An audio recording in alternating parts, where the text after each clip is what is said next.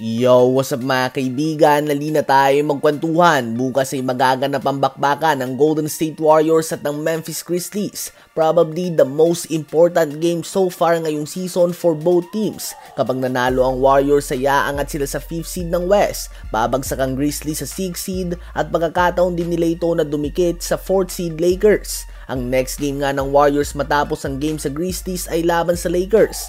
2 games nga sa standings ang agwat ng Lakers sa kanila, subalit basically 3 games nga yan dahil hawak nga ng Lakers ang tiebreaker advantage dahil wala pang panalo ang Warriors sa kanila ngayong season.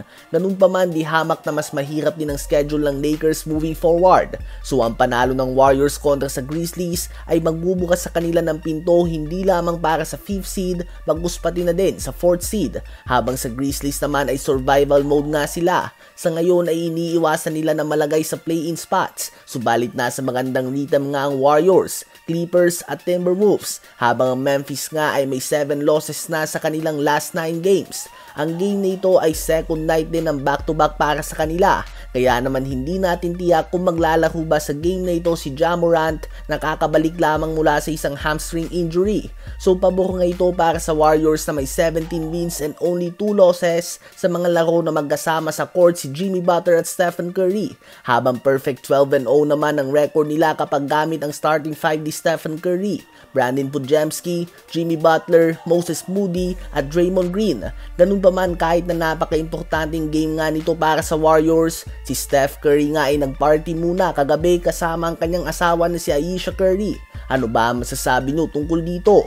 Habang sa game kanina ng Houston Rockets at ng Los Angeles Lakers ay hindi nagkaroon ng magandang offensive game ang 4 players na inaasahan ng Lakers na madalas gagawa ng puntos. At yan nga ay si LeBron James, Luka Doncic, Austin Reeves at Rui Hachimura. Nagtala lang sila ng combined 19 of 49 shooting sa field and 3 of 20 shooting naman sa 3-point line.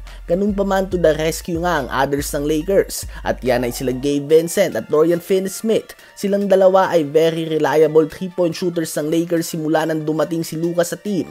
Ang kanilang catch and shoot 3 points ay malaking bagay sa success ng Lakers. Si Gabe Vincent ay nagtala ng 20 points and 6 3-pointers, habang all-around effort naman mula kay Dorian Finney-Smith na 20 points, 6 rebounds, 3 assists, 2 steals and 3 blocks, also with 6 3-pointers. Si Goodwin at Vanderbilt din mga kaibigan, bagamat 6 points lang sila combined sa game na ito ay hindi mo nga makikita sa stats ang kanilang impact na dala sa team ng Lakers. Kaya naman kahit na nagkaroon nga ng off game ang Big 4 nila, nagawa pa din nilang talunin ang number 2 seed Houston Rockets na nag-iinit din lately, na patungo sa game na ito ay may 12 wins sa kanilang last 13 games. Ano ba ang masasabi nyo tungkol dito?